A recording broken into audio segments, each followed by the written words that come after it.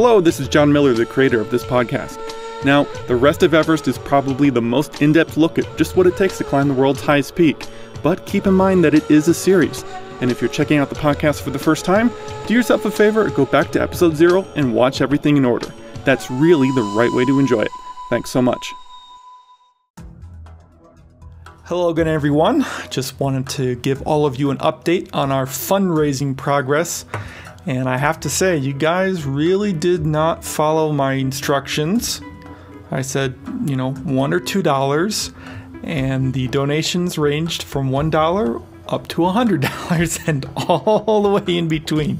So you guys are as generous as you are at not following instructions. So it is right now, as I'm recording this, it's Tuesday night, April 15th at 11:31 p.m. And to date, we have raised $392 for Lobsang and his family. I did just get off the phone with Lobsang, and he actually wanted to say something to you guys. So let's take a listen to part of our phone conversation. Lobsang, we're recording now, so, Okay. Is there anything you'd like to say to everyone? I just want to say really thanks for the kind help, and of course, I'm fine so far. So you're okay. Yeah, we all are safe. Yeah, I want to say thank you so much. Well, my friend, I'm going to go. I have to go to sleep. It is almost 11:30 at night. You see? Your yesterday. Your last. I am in your yesterday. Let's see. It's almost 1:30 in the afternoon. Your time, isn't it? Yeah. So I would rather say good night. Yes. Good night. Yeah. Yeah, John, thank you so much. Yeah, John, thank you. Yeah. No problem. Just know that everyone's thinking about you and your family and wishing you well, and just hoping for the best with you guys. Yeah. Yeah, I wish you all the best to you. Well, you heard it from the man himself. He's okay, and let me say, he was blown away by your generosity, and really felt such a sense of just pleasure that and just warmed his heart as he said that there's all of you out there who are caring about him and his family. Totally took him by surprise. So I want to thank all of you, and I'm going to keep the donation button on the site, and if any of you feel who haven't made a donation, feel like donating, $1 or $2, please consider it. And again, those of you who have donated $1, $2, $5, $25, $10, it's all so appreciated, and it's all equally valuable. So thank you so much. And now let's get on with this week's episode. Here we go.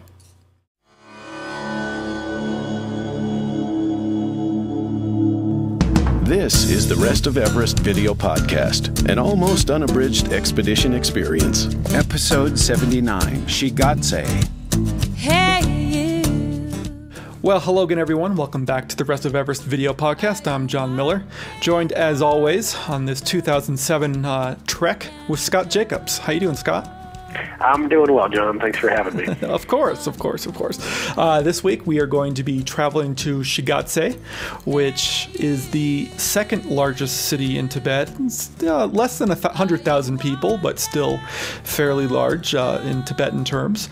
And we're going to get to check out one of the largest monasteries in Tibet. It's the Tashi Lumpo Monastery, and it's old, and there's some really incredible stuff there, including one of the largest statues in the world, and I have photos of it. So let's head out to about 13,000 feet, and let's rejoin us on our way to, or in, Shigatse. So here we go.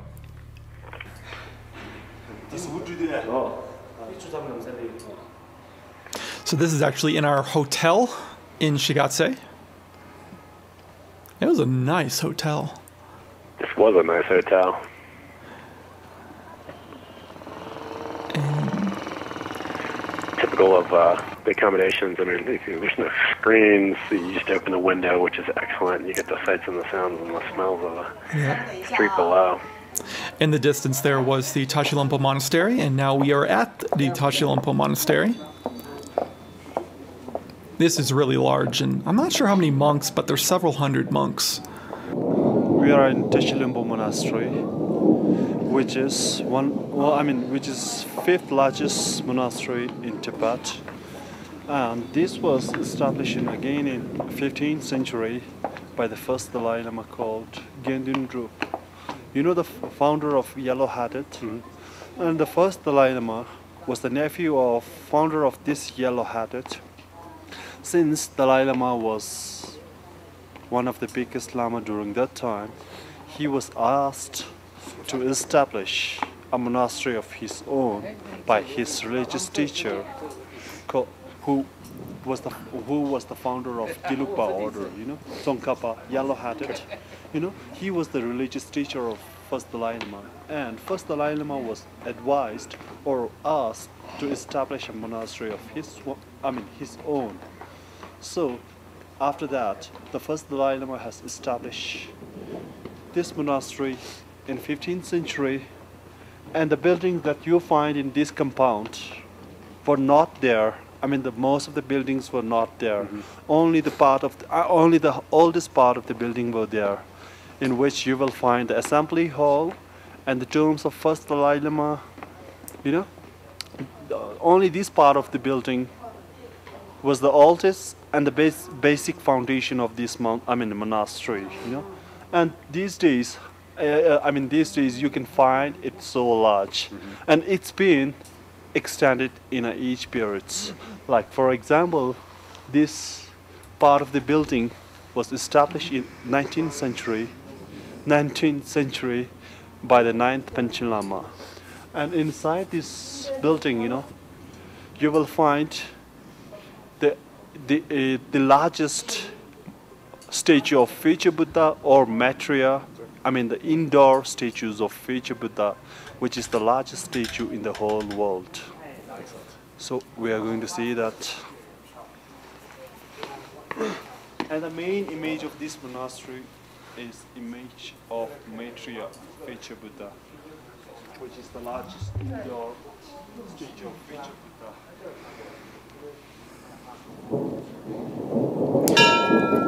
So one of the things that was difficult at first to understand was that there are a lot of different Buddhas. There's not just one. That's a very kind of Western idea that there's just going to be one, you know, deity. And so, like he said here, the main focus of this monastery and this whole complex is the future Buddha. And that right there is actually a Buddhist symbol. Right now we are just outside of a temple that has, I can't film in there, but it has one of the largest statues I've ever seen. Lapsang was saying that it's the largest statue of the future Buddha in the world, indoor statue. And we walked through this curtain, and all you can do is you tilt your head all the way back. I mean, it just goes and goes and goes. It literally took my breath away. It's the largest thing I've ever seen. And again, you can't film inside of these places, but I just have to say that I was not expecting something that large, and it's sitting. If it was standing, it would be hundreds of feet tall. It might be 100 feet tall sitting right now. So I was really, truly, that's the curtain right there. I was really, truly blown away. But I don't know if there's a picture of it anywhere, but it's just absolutely enormous. So what I can show you is the building that it's inside of, and you can see how tall it is.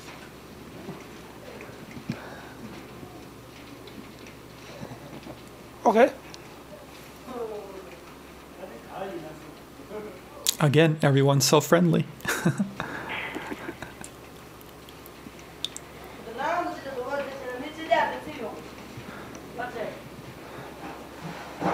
So as you can see, it's it's a pretty large building, so that means it's a pretty large statue. So I was able to find some photographs. I want to thank Matt Darby and his really cool travel site, Pico Trip. And I recommend everyone check it out. There's a lot of images there. But this is the statue, and you can just see how ornate it is. And it's sitting, and it's the size of a 10-story building. I mean, it's really, really incredible. And here are photographs of the Panchen Lamas. That is, I believe, the 9th, 10th, and 11th Panchen Lamas right there. And again, the 11th Panchen Lama has been missing since he was discovered as the reincarnation of the 10th Panchen Lama.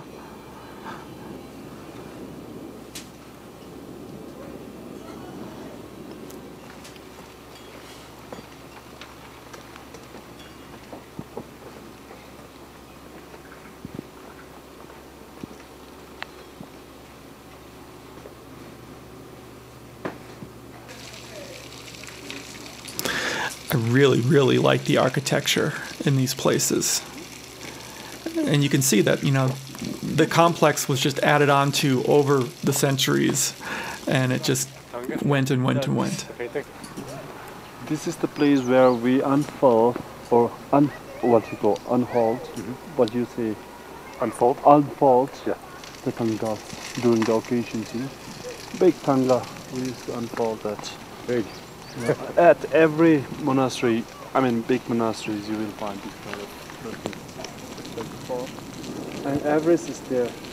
Can you see? Yeah, I saw. That is Everest. It really looks in from the front. Yeah. I've seen it now. It's been made purposely. So imagine right there a tanka, a religious painting banner the size of that building. And that's what they unfurl during, big religious events. I wouldn't even be able to imagine how long it would take to create a tanka that size. Oh my goodness, it takes weeks sometimes to create ones that are just a foot square. Definitely work of art. Definitely a master quality tanka. Yes. One of the things I liked was just our access to these monasteries. Now, I mean, of course, we weren't allowed into some of the living quarters, and you just are being respectful because people live there and they worship there. But we could go up on the roofs. We could go up into most of the areas with respect and just film and shoot, so long as it wasn't actual interior temple. So some really fantastic things. Well, one of the themes, in this series of episodes is that they really want to share everything with the West. They want foreign tourists to come, and they want to show all of this so that you can get a better understanding of their religion, their values, their way of life.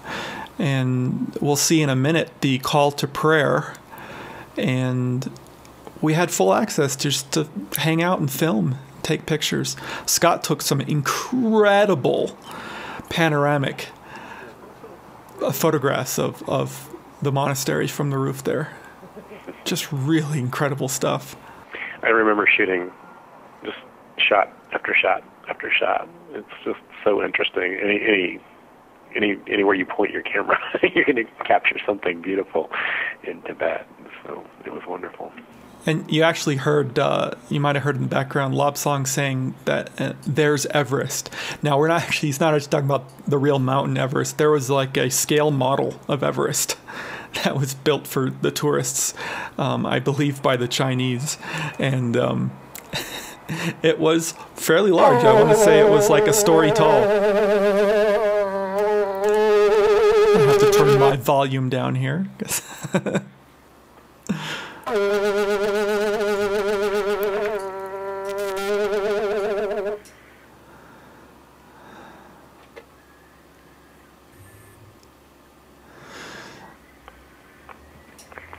So the interesting thing here is that that is a conch shell, and there are no oceans anywhere near Tibet. So that obviously was brought in from a long distance. Probably it's possible that conch horn is several centuries old.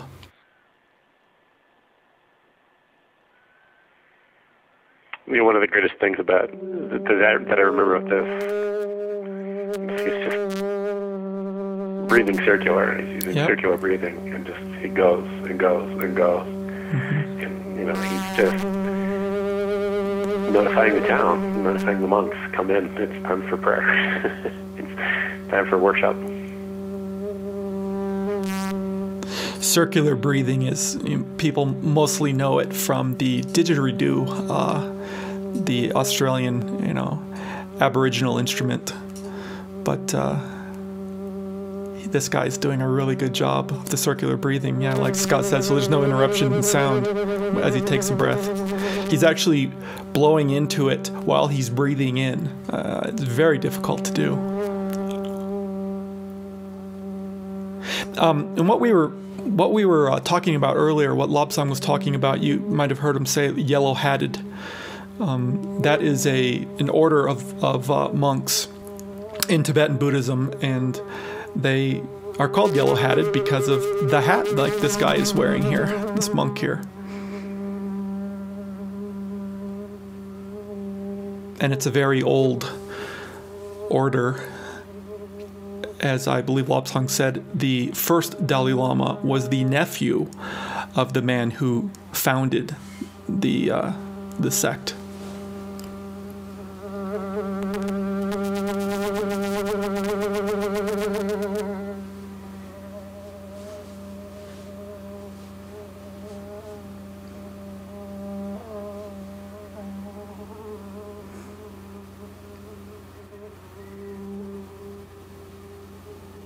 I guess at night it's all lit up. You can see those huge spotlights, but I didn't get any footage or photographs of it all lit up at night. That would have been pretty cool to see, actually. Spectacular.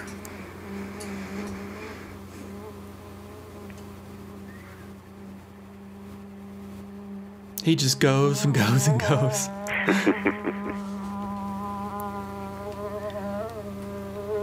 And again, you can see just how casual it all is for us just to hang out up there. Okay, so now we've walked down, and these are monks who have been called to prayer, heading in.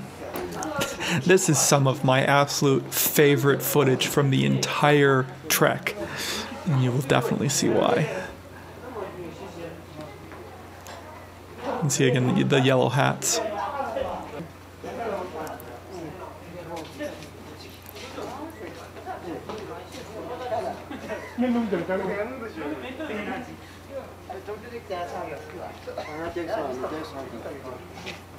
Scott, was this one of your favorite days? Oh, absolutely. One of my favorite experiences. Just, well, you'll see why. Just interaction with these guys. We, of course, did not enter the prayer because, this is a holy time, and it didn't really want to be. For one, we're not allowed to film, but two, the sound emanating from this rip was just fantastic. It was enough, so we didn't need to put our cameras inside. Yeah. So, hanging out with these guys outside who were also monks, but not involved directly in prayer. So this is one of the favorite moments here, is because Scott's camera gets taken playfully by one of the monks, who then goes on to shoot photos of all his friends, all his buddies. These guys are savvy. They see a lot of cameras, but I think they're interested in digital capture. So, yeah, definitely gave him my camera, and he just starts shooting his friends. I think one of the misconceptions is that the monks are all, very, prim and proper, all very distant from people. But these are just people, I love it here. They're young guys. Well, you remember, they are young guys. They're having fun. They were laughing. And they were supposed to be working. So their boss basically comes out and scolds them and John and I for keeping them from working. And these guys run back in, and they were charged with making tea, bringing the monks in prayer tea. Some of the best photos I have ever taken. They're just truly cherished photos. Good buddies. The monks, as seen through the monks.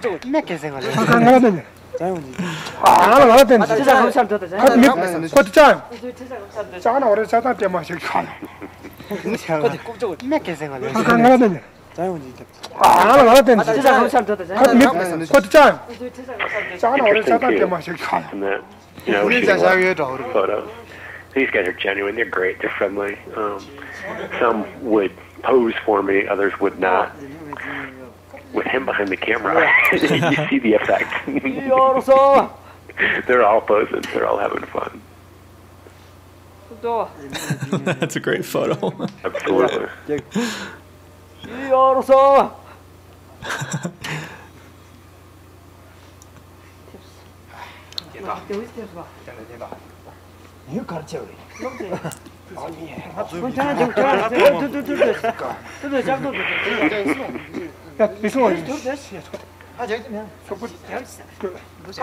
This one's my favorite. This one coming up here.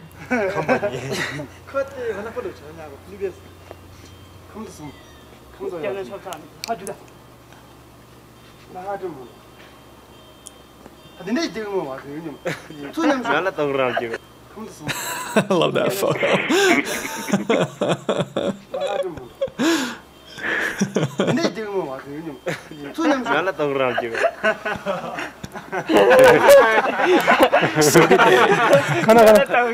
Look at this right here, look at this. He was interested in his own. Move that button. Move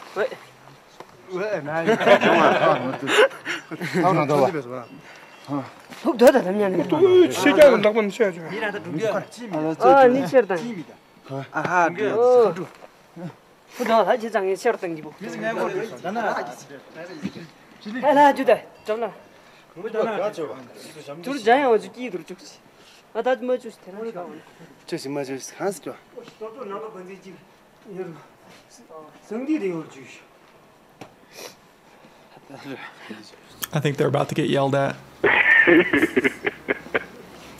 Yeah, they just got yelled at.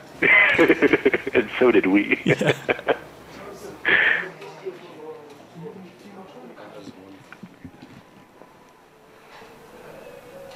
It's cool. I'm in the kitchen. So they were just kind of called to work? Because they serve the tea. Okay.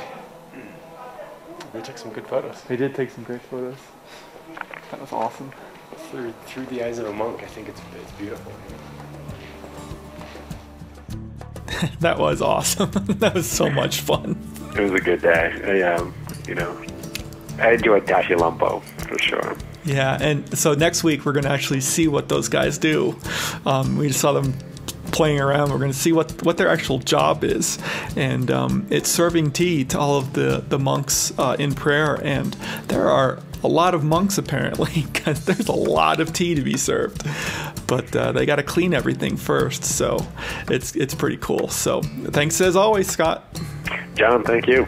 All right, and we'll pick up next week where we left off this week. See you guys then. Bye. The rest of Everest is downloaded all over the world every week. If you enjoy watching and would like to show your support, then take a look at my website. Aside from having lots of additional blog entries from the expedition updated every week, there's this little donation button on every page. Now, many of you have pressed that button, and your generous contributions are helping to cover my hosting fees. If you haven't donated but would like to, then just contribute any amount. In return, I'll give you access to the video and audio dispatches I sent out while we were actually at Everest. It's pretty interesting stuff. Contribute $25 or more, and I'll even throw in an iPod-compatible version of the film Everest: The Other Side. That's the project the entire podcast here is based on. As always, our announcer is Marlon May, and our music is provided by Wendy Wu. Check her out at wendywoo.com. Thanks so much, everyone, and we'll see you next week. Thank you for watching The Rest of Everest. For more information on the expedition, please visit therestofeverest.com.